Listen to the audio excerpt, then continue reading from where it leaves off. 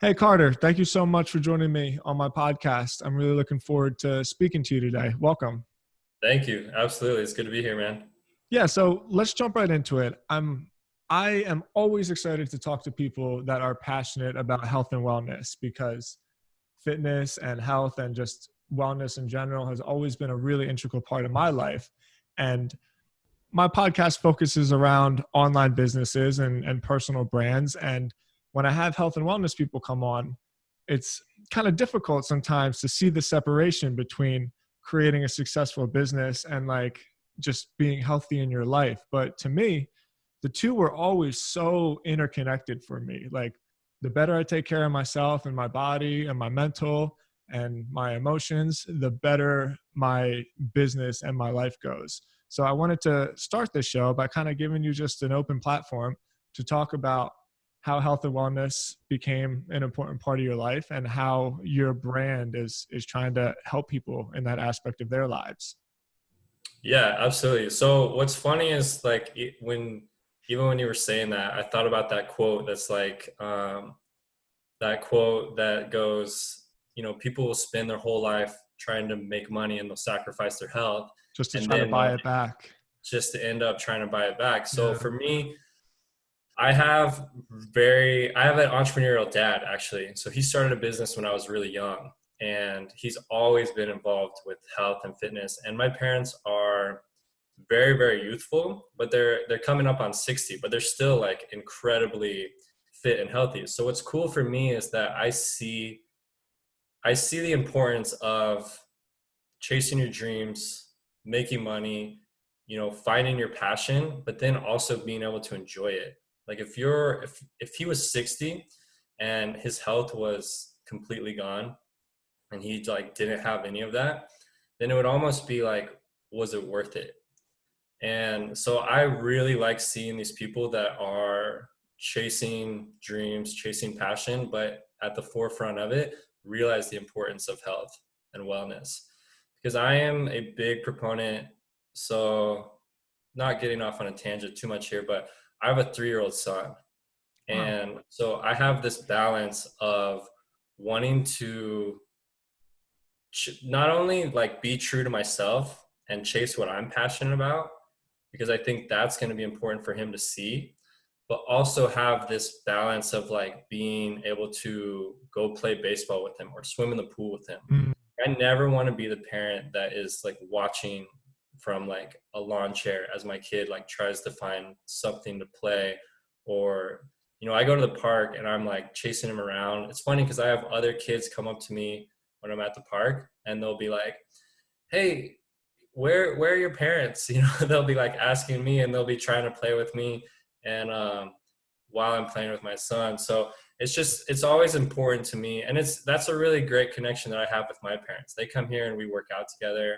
We'll go, like, I've been trail running with them. They're always super into that, and that's something that like I want to do as well. Not only do I want to be successful, because it's interesting you say about building an online brand and presence, because that's stuff that I'm actually getting into now and trying to figure out how to do that. And it's fun. It's really fun trying to figure all that out. But yeah, just for me, health and wellness has always been about, I want to enjoy my life at whatever age I'm at. Mm. So I can relate to basically everything that you said there. Um, my parents were really young when they had me, and I always remember same here. there's a real particular moment when I was a kid where I remember playing with my dad in the pool. And uh, when I was younger, and I'm sure this is for every kid, but there's like this thing: can you swim underwater while holding your breath the whole time? And I Yeah. remember my dad could do it, and none of my friends' parents could do it. And my dad, he was a triathlete, and he's still in pretty good shape. He had a bit of a back injury, which took him out a little bit, but he definitely takes care of his body still. And and just being able to have a relationship with my parents where uh, you can relate to them on that level. And I still love working out with my dad. Like when he comes to Nashville, where I live, we at least go for walks or hikes. I have a gym in my garage. So almost every time we work out together, and then and my sister's here too. Well, we can all work out together. So having those experiences of fitness, it's been a huge part of my life with my family. It's been something that's like kept us all together. And then again, not to make this about me because the show is about you, but I agree so much to all those things that you say. I think, and I see so many times. I used to live in South Florida, and there were so many really, really successful, extremely overweight businessmen that I would see there. And I would always think to myself, like, what's the fucking point? You know, Right. because you get out of breath walking up the stairs. Cool. You have like a Lamborghini, but like you get out of your Lamborghini and then you're huffing and puffing to the restaurant, and it's, I don't know, it's just gross. So the longevity of that health and wellness and fitness gives me is what I feel is most gives me the most security, because I know I can take this thing with me through my whole life and it's always going to treat me well. Yeah, absolutely. That's great, man. So speaking about your online brand, there's a whole lot of fitness entrepreneurs. There It's a is. pretty populated space, and I was watching some of your videos and seeing your message, and I like that you're separating yourself a little bit by talking about meditation, mindfulness. You know, before we recorded, you were talking about some herbs and stuff. Where did that come into your message, and what does that play a role in your life? Yeah, totally. So I was raised with a pretty like spiritual background, Mm, and I don't have to get too much into that right now, but the whole like thinking that there was something bigger than myself has always been within me. And I kind of did what a lot of young people do is they start to try to kind of ignore that. Or like in my early 20s, I was trying to get away from that like voice within me, or the like whole trying to, it was almost, so I have this thing, I have this picture that I'm waiting to post on Instagram, and it's me kind of staring off into the distance. My friend took it. She's a really good photographer, and I have this caption that I want to put, and it's when you realize the persona that you've spent 10 years trying to create is now the one you need to try to destroy. mm, And so that's like kind of where I'm at. I spent all this time trying to make myself like seem more shallow, which is an interesting thing, but it's really what I try to do. I tried to make myself appear like, oh, all I care about is on the surface level. And like I spent this trying to do that because I came from a very like spiritual background, and a very like, and I wanted to get away from that for whatever reason. The journey I was on, like with relating to girls and all that, I was like, I need to get away from almost like this nice guy image mm. and create this new one. And I've done that. I've like definitely done that. I've created that so much to the point where like I'm now on the complete other side. Sure. Does that make sense? Like I'm now on the Perfect sense. I went from somebody who like girls would say like, oh, like, you know, you're the nice guy. Like you're very kind, you're very nice, to like on the complete other side where it's like, oh, you're very like only care about yourself. You know, you're very narcissistic. And Mm, so I have that picture, and it's me staring off in the distance. And when you're staring off in the distance, you often think about what's been on my mind. And what's been on my mind is this whole thing where I've spent so long creating a surface level image that I now need to try to destroy it. But it's like almost, you're realizing it's almost like become you. Like this mask you wore is now like stuck to your face. Does that mm. make sense? Yeah, it makes perfect sense. And so for me, when all that came about was actually I got injured. And so like probably 3 years ago, I actually got injured, and I've never been injured. I actually prided myself on like, oh, I don't get injured. And that was a thing. And I remember talking to this guy who's become like a mentor, and he said an injury is can be a spiritual experience. And I was looking for everything to like relieve pain, to get back to like the person I was, because when you get injured and everything that you identify because I identified as an athlete, and everything was taken away. Like I was losing my strength, I was losing my ability to be in the gym. So I started like I just needed something else. Like I absolutely needed some sort of, basically I started like praying, and I started like meditating, and I started looking for alternative ways to heal. And I remember it was New Year's Eve 2017, me and my friends went for a hike in PV, and I was just like, it just was a moment where I was like, everything's changed. Like I hiked the whole thing barefoot.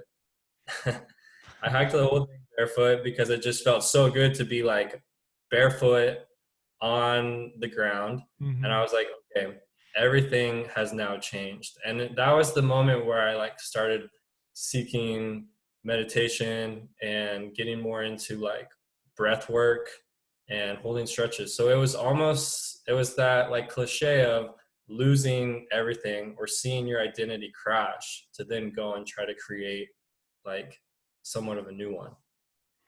I think it's brave, and uh, I appreciate the vulnerability of expressing those things. The truth is, especially as men, that we all go through those experiences, and I think a lot of us wish that we could talk about them more, but for Yeah. whatever reason, our egos don't let us. And again, I just relate completely to you. I herniated a disc probably about 5 years ago, and don't know exactly when. And I've written a lot about it on my blog just because of how impactful of an experience it was for me. I'm 33 now, and I lived my whole entire life. I mean, I was a real intense skateboarder, never got injured, would fall Right. off of That was the injury I had.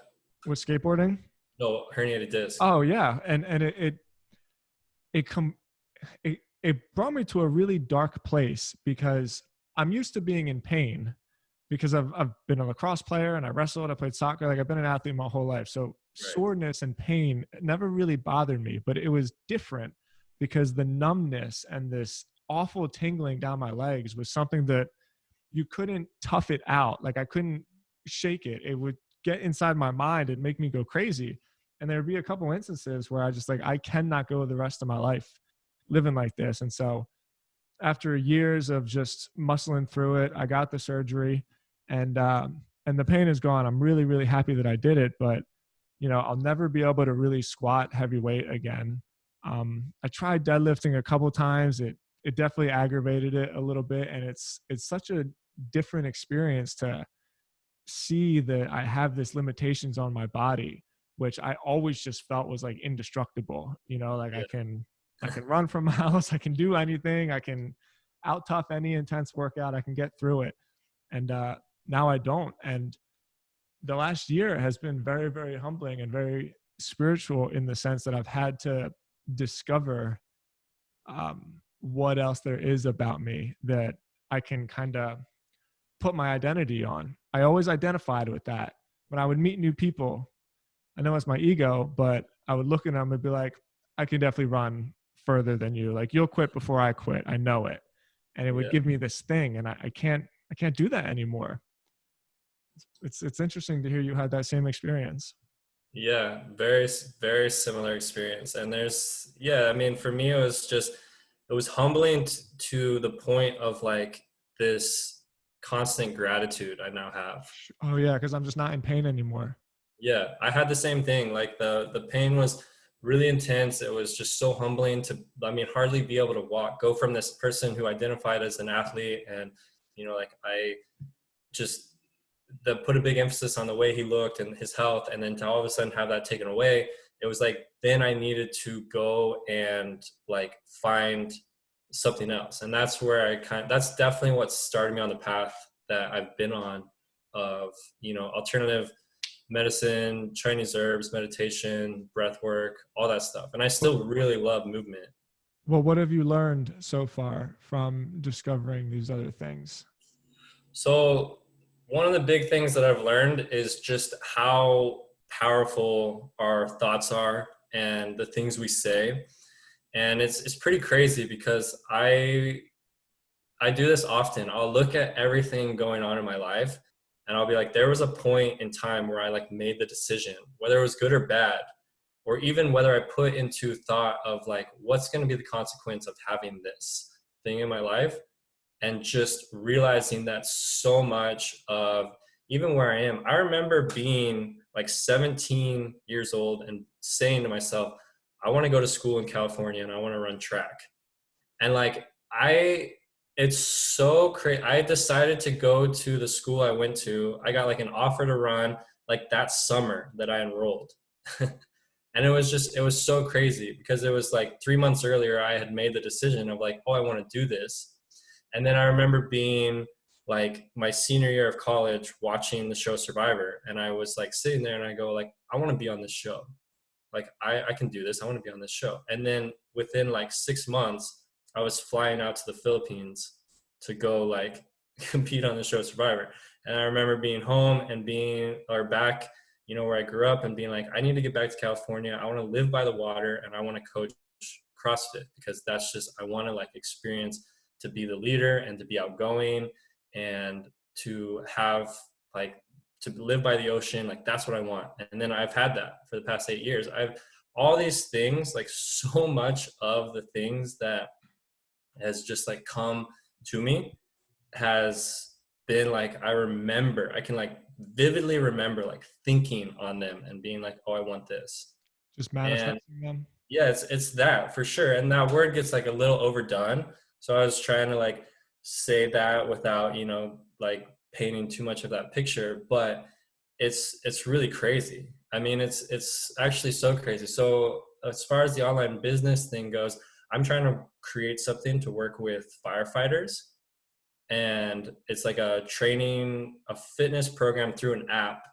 And right when I started thinking about that, this guy comes into my life. He's like this, like you're what you imagine a firefighter being. He's like tall, fit, handsome dude. And I started telling him about this. He's like, dude, I want to help you on this. He Mm. gets me in contact with these app developers. And so now we're creating an app. He's on board.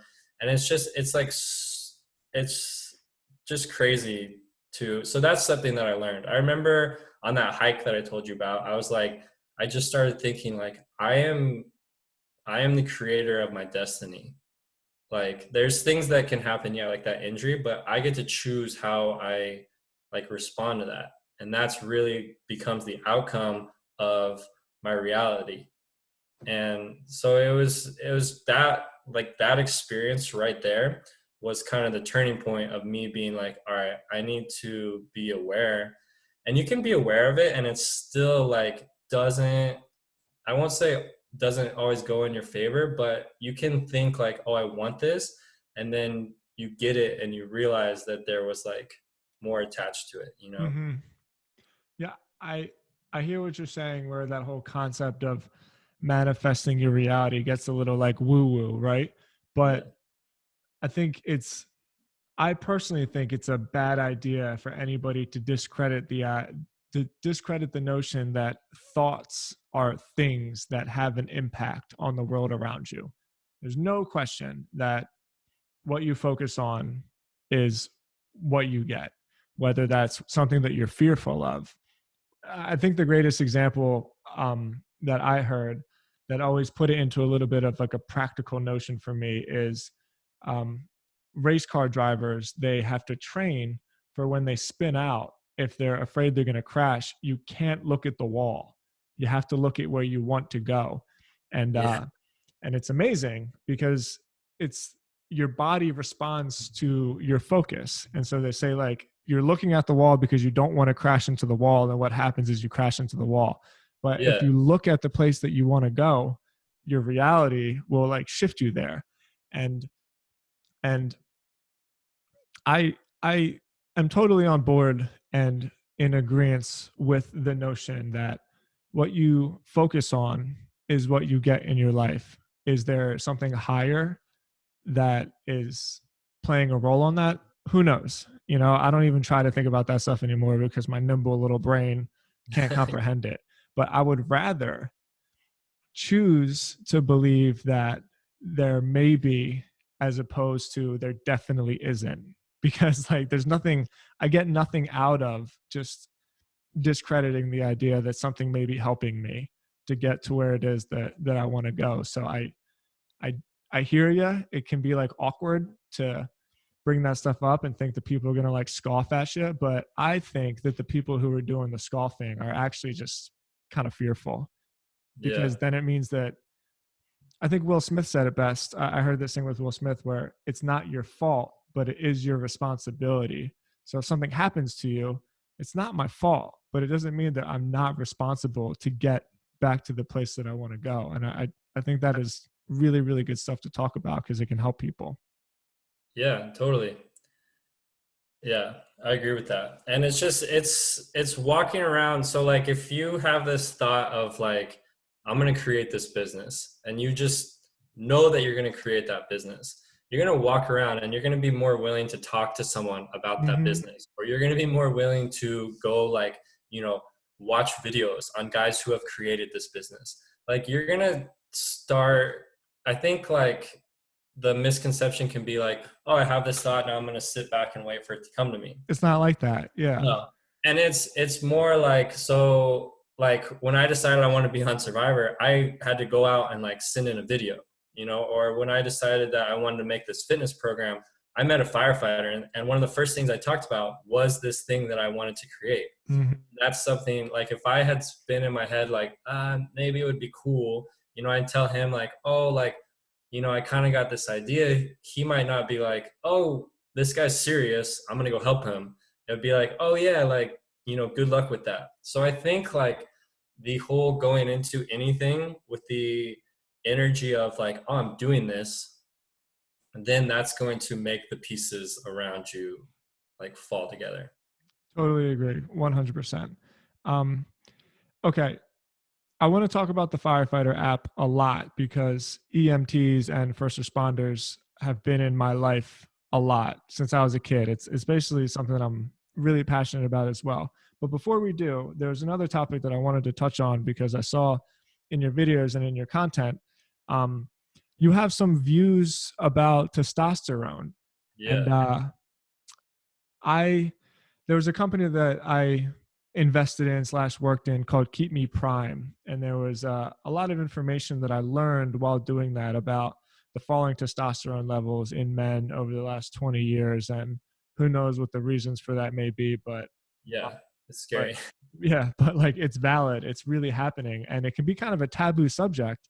And I appreciated the fact that you were so like open and transparent about it because masculinity and physicality is really like on the decline in our society. And Yeah. I personally think in the studies I've read that that has a lot to do with the falling testosterone rate. So I know that this is a little bit off topic, but I think it's an interesting subject, and I wanted to hear your view on it. Yeah, absolutely. So it's I have a lot of people come to me, and whether it's through DMs or whether it's like in person through training, and they'll say like, "Hey man, like things are changing for me. Like my body doesn't look the way that it used to, or like I don't really have stuff that like they don't feel comfortable talking about with just anyone. Like, hey, I don't really feel like, you know, my sex drive is where it should be, or just like things that they notice start changing, and I'm like, yeah, this is all related to your hormones. And we are at this time, we're at a day and age where we are fighting somewhat of an uphill battle, because we got things being pumped into our food, we got constant, you know, the what our bodies have evolved from, it's so different now. Like the, you know, 99% of the time that humans have been on the earth, we didn't have lights. Hmm. So like when I was, to go back to Survivor, when I was out on Survivor, when the sun would set, you would just go to sleep. When the sun would rise, you would wake up. There was no like in between time. And our bodies have been developed to go through a process at night where it's going to, you know, go through certain detoxes and go through certain cleanses, and your body's going to start creating testosterone, and your cortisol is going to rise at a time. And then that's, so that word, your cortisol is really probably the number one issue for guys' testosterone. Mm. And that's your stress hormone. And that's Like a necessary, stress. huh? Too much stress. Yeah, so it's a necessary hormone. But when your body's under chronic stress, and this gets overplayed a lot, but for a reason. So when your body's under, so basically, if we were out thousands of years ago and we're like trying to find food, right? And then all of a sudden a lion is chasing us, our body would get stressed, boom, it would spike. And then once we realized we were safe, it would pretty much come down to back to a normal level. And that's how your body reacts. And so while that happens, our digestion, everything would go into survival. So, our eyes would dilate, our body would basically like, it would stop digesting food because all of what it needed to do, the whole detox process, all of that would pause, basically stop. And it would, our number one concern would be to survive. And then Mm-hmm. once we realized we were safe, it would go back into the process of creating healthy hormones, a healthy endocrine system and whatnot. But what happens is we now live in a time where, we have emails, boom, boom, boom, popping up all the time.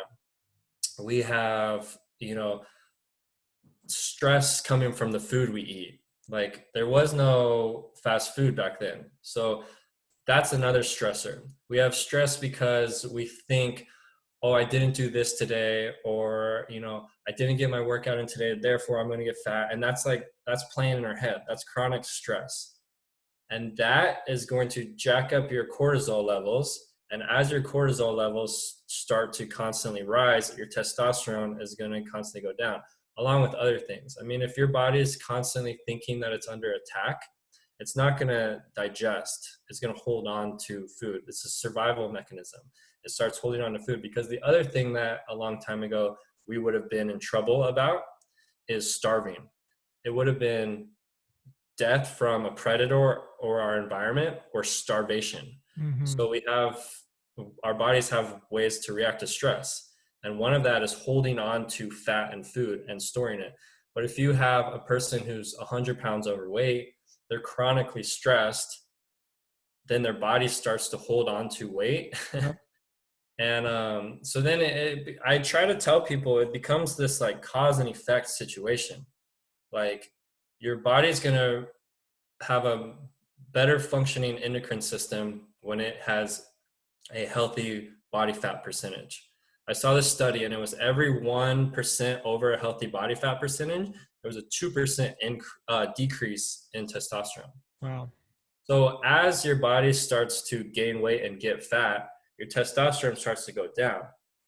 As your testosterone starts to go down, it's easier to gain fat and build lean muscle. Mm-hmm. So you have these people, and that's the thing. Like suddenly we're in our 30s, right? Like it happened really fast, like I'm about the same age as you. I'm about to be 31. So you start realizing that you're in a different, like almost like playing field. And so now I feel like I've become like a guide for either telling, young guys like, hey, pay attention, or telling guys my age, like, guys, now's the time where you really need to start like acting, or telling guys older than me, like, okay, like we got to get you back to a healthy level. Otherwise it's just going to be this like steady decline.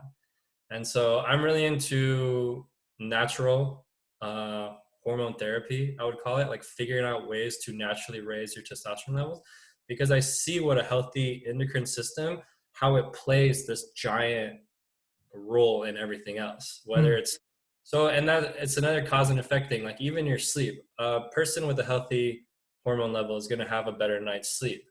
A better night's sleep is going to help you have a healthy hormone level. Mm-hmm. And so that's why, like, I have a 3-year-old and he'll like sleep through the whole night. And I'm Just like, passed out. yeah, I just like goes to bed and then wakes up in the morning. And I'm like, your endocrine system, your hormone system is working perfectly. Yeah. Granted, he's like, your testosterone will peak or whatever, it'll be pumped full of you during puberty, but he's this pure little person. And that's the thing, like you said there, I've read those studies too, where it's like your dad, when he was your age, had more testosterone than you, and your Yep. grandpa had even more than him. And we are kind of seeing this like crazy thing where, you know, you're getting, our food is pumped more full of stuff than it ever has been before. Like we have access to basically getting whatever we want. Guys fall into the trap, big trap, and I think it's a testosterone and confidence lower, and that's like pornography and stuff. And guys get like stuck into that, and then all of a sudden your mind thinks like, oh, I don't need to work in order to get like a mate because it's just always there whenever I want it. And so that's the thing too, is like back in the day, if you wanted to like win a female, or you know, you wanted to like show your value, you would need to step up, you would need to develop confidence and provide your worth. And nowadays when you can just have access to anything on your phone, or you know, the hookup culture that we're in right now, is it's just like, oh, I can have it whenever I want, I can have it whenever I want. And your body like starts thinking like, oh, you know. So I'm also big into like the mind, how your mindset, how you approach a situation affecting your hormone level. Like Mhm. even going into a situation and being like, all right, I'm gonna fake it to make it. Like I'm gonna put my chest out, not be cocky, but I'm just gonna walk into this room and try to be confident. And you can look at someone and you can even see like the way they approach a situation and being like, oh, that person, like he seems like he has a lot of testosterone. And there are studies on that, like the way you approach people For and the sure. leadership. And it was really interesting because they like took a study of like these CEO leaders, and they were like, they related them to having, or they like studied their hormones, and they were like, these guys have like higher than usual average testosterone levels. And it was interesting because, you know, if you think about, I think about sports players a lot because I was really into sports. I think about Michael Jordan, and you're like, that dude, like I've never seen a study on him, but you would assume he has high testosterone levels. He's competitive as hell. He Hmm. was just like a ferocious leader. He never wanted to lose, and he was just dedicated to his craft. And he's really like his even his facial structure, like it's so well put together. And guys like Tom Brady is another one that I think of. Like they did another study where they took people who had high testosterone levels and low cortisol levels. They had them play one-on-one sports, and the ones who lost, they asked them like, "Hey, we'll give you this money, or you can have a rematch for a little bit, or like even the same money." And they were like, "I want the rematch." Like they didn't care about the money; they just like wanted Wanted to to win. win. And I'm like, that's awesome. Like I think if we have, you know, I have a son, and he's really competitive, and that's not something that I look at as being like, oh, this is a downfall. I'm like, okay, that's awesome. Now let's channel this to where you're not like throwing the Candyland board over when you lose, you know, but like let's find a way to fuel this in the like right way, you know. And so it's just, it's all interesting. Sorry, I got on a I'm tangent there. glad you did. No, I'm Yeah. I'm really glad that you went in depth about it. Like I've talked to my wife a lot about this in terms of my brand with my blog and with my podcast. And uh, there's from like a practical side, because I'm an online entrepreneur and I have a lot of experience with that. So I can share that gift with people, which is what I've decided to do. But my hope is that over time, I can also sort of transition into a little bit of like a men's health um, type atmosphere, because God, it's just so many of the things that you talked about. It's so important. Like we're designed to basically relax most of the time, hunt like an hour or two a day, and then real intense levels of high exertion just to get the fuck away.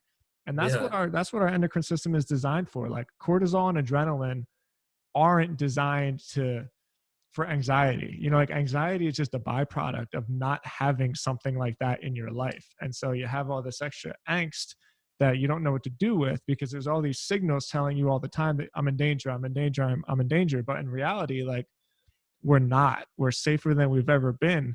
But our lizard brain, you know, our amygdala basically, and the parts of our brain that are closest to our spinal cord are still hundreds of thousands of years old, and they're ready to keep you safe.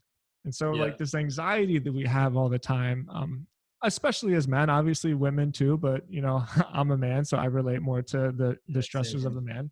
Uh, they are just constantly telling us what's wrong, what's wrong, what's wrong, what's wrong, where's the danger, where's the danger, where's the danger, and it screws our system up so much that we kind of just become these like sterile, Yeah. slow, non-ambitious, non-competitive people, and I think that's a problem. I don't agree with this whole non-competition culture. I don't agree with it at all. Like, I think kids should be taught to win. I think kids should be taught to be the best, and if they can't be the best, try the hardest that they can so that they can raise their status in the tribe, Yeah, basically, because that's absolutely. what we're designed to do. So um so I want to talk about this EMT thing, but I'm really glad that you went into that, because man, there's a lot of young men out there especially that are looking around and trying to find their place in the world and just feeling like flat and blah. And it's not that they're depressed, but they're not like happy either, which is almost kind of worse. It's just this level of lameness, you Yeah. know? Yeah, and I will say, like, for me, something, so I ran track in college, and that was really cool. I mean, I played a bunch of sports, but I ended up getting a scholarship for track. Cool. And that was really cool, but I I never felt like I could go into a room and be like very confident, or like I never felt like super masculine. And then for me, like, what happened was I actually started like strength training, and I think that I just like, it was almost like I went through a second puberty. Like I started, that was when I started like growing facial hair, and it was Mhm. after college. And I like the the influx that I felt of like hormones, like finally, like, because running 100-mile weeks like is pretty stressful on your body. That's what I used to do too. Yeah, so running all that, and I think that that was like almost like a chronic stress on my body. So Hmm. there's studies that, like, constant endurance training can lower your testosterone. So for me, I finally got this, and then that was when like I felt like I could talk to anyone, and it was like I felt like I could hold eye contact, and I felt like I could walk into a room and you know just be confident and be outgoing and be myself. And it was really interesting that just like the feeling like I had an increase of a certain hormone did that to all other areas. And then that's when that's like how we talked about earlier, that like I think I started liking that too much and tried to create that as like just my constant outward Yeah, your appearance. image. Yeah. That's cool, Yeah. man. I really appreciate you talking about that. So, okay, wrapping this thing up. My father has been a medic in Philly for the last 20 years. And obviously, there's been like a bad heroin problem in Philadelphia. And he's seen like a lot of young kids overdose and die. And it really started to have like an impact on him. Um, and so that's just a particular example of my father. But the point I'm making there is that I am keenly aware of the everyday traumas and the stressors and like the unhealthy lifestyle that emergency responders live in, because they basically sit around and eat most of the day. And then all of a sudden, boom, out to work. And then they come back and they sit around for the next emergency. And it's just this constant back and forth of like relaxation, high intensity emergency, relaxation, high intensity emergency. And I've been talking a lot with my dad over the last year to try to put something together for like mental health awareness for medics, but there's firemen in my family as well. So I feel really passionate about it, and I'm really excited to hear about this app. Are you focusing on like fitness, or is there mental health involved, and what is it? Just tell me about it.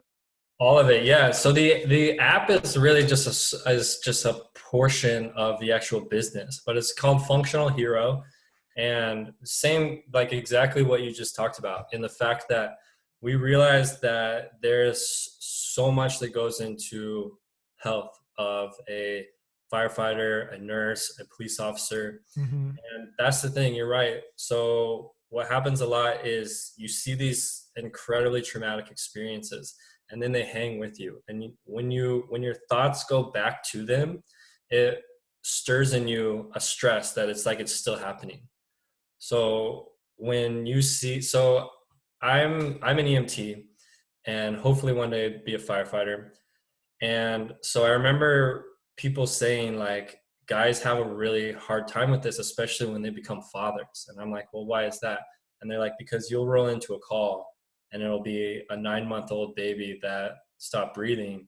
And then all of a sudden, all you can think about is, what if that happened to my baby? What if that happened to my baby? And, I've gone on ride-alongs with the fire department, and I would come up on calls and it would be like an older patient, and you would just see like this patient that's close to death. And then all of a sudden I just started thinking like, man, when is that going to be my parents? When is that going to be my parents? Mm. And so you start having this like past situation that's currently present with you, and your body's like can't tell the difference. It feels like you're still having it. And so our thing is going to involve fitness for sure. And it's going to be, so basically a guy coming into, like, say he's an 18-year-old kid and he wants to be a firefighter, he wants to be a police officer. So we would give them workouts that they would see in their academy that would help them thrive in that academy. Say a guy is 30, he's been on the job 10 years, he wants to stay strong, his body's feeling a little run down.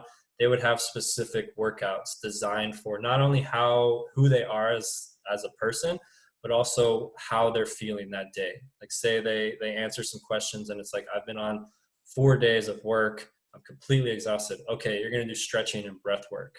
Or, it might be a person who's a 50-year-old chief who's just completely broken. And it's like, all right, we're not getting the heart rate above 120. You're going to do stretching, you're going to do breath work. And so the guy that I'm partnered up with, he's really into getting somebody from their sympathetic nervous system to their parasympathetic nervous system, and doing that through walking, through meditation, through breath work. So our big picture, we have a fitness app that's in the final parts of developing, and we're really excited to get that out there. And there are options, like I said, of, where you're at that day, and also like just where you're at as a person in life.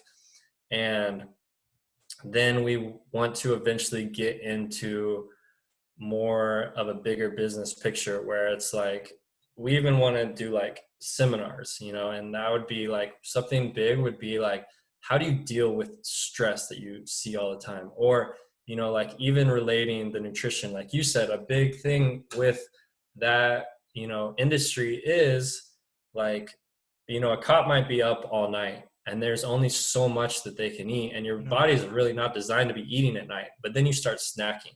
And when we're stressed out, our bodies crave simple carbohydrates. And simple carbohydrates most of the time comes in the form of crap food. Like today, how we live. Like Wrapped someone in might grab plastic. an apple, they're going to grab what? It's wrapped in plastic. It's wrapped in plastic, yeah, which is another big issue. Mm-hmm. So my dream and my picture is to serve besides firefighters, go from being an EMT to being a firefighter EMT or a firefighter paramedic, but then also just making them healthier versions of themselves. Wow. Like realizing that those are our heroes, right? And to be your best version of a hero, you need to be healthy, fit, and you can't be injured. Or if you are injured, you need to be like making the steps to get better.